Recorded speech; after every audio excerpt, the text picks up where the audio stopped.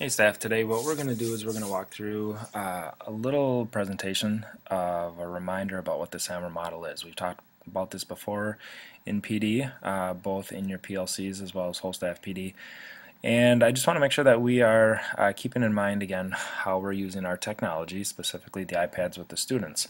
So what we're going to do is go through this Prezi together and kind of remind you again, show you what this is all about.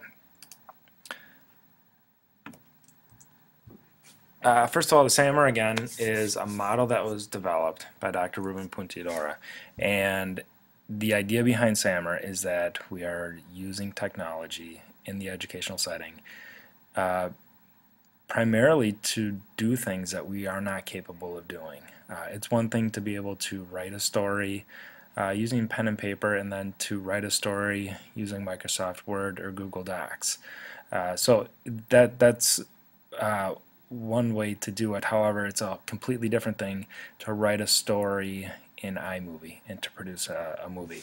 So to give you a little bit better introduction to Dr. Puntidora, let's hear from him himself. Oh, hi. How are you? Glad to see you could make it.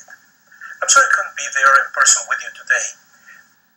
So I'm going to walk you through the Samr model because he's not available. This chart shows in terms of a hierarchical or linear fashion how Samr works, and it starts off at the bottom in this chart with substitution, then augmentation, modification, and redefinition. We're going to walk through each of those together.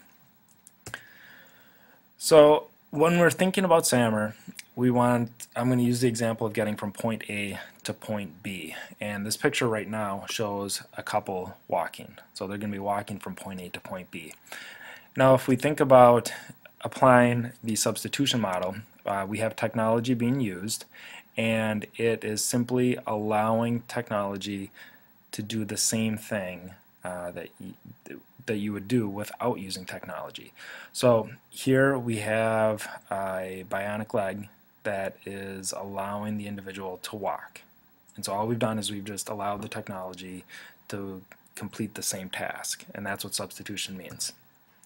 Next we go to augmentation. So instead of walking, we are still going to be using our legs. However, we're using a different piece of technology, or we're using technology in a different way. We're using the bike here.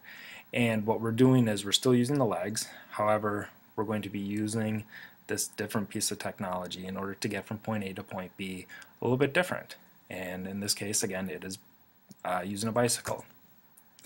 Then if we get to modification, the technology here is going to be a Vespa scooter, and the individual is no longer using legs and instead is simply using the motor in order to get from point A to point B. So this is quite a bit different from the walking scenario without the use of technology. This now is a whole lot faster and quite a bit different. Then finally, we get to redefinition. Getting from point A to point B is typically on the ground. However, this individual is in a personal helicopter and is actually flying from point A to point B. Now, we as humans obviously cannot fly without the use of technology, and that's what redefinition means, is that it is a task that could not be completed without using technology. So in the end, Samr does not need to be linear, as what we saw at the very beginning in terms of that chart. It could follow a model where you're implementing those different stages. However, it's not necessary. And what we really want to be able to do is to allow the user to complete a task using the technology that was previously inconceivable. And that's really what the Samr model is about. If you have any questions, please feel free to let me know, and look forward to continue working with you.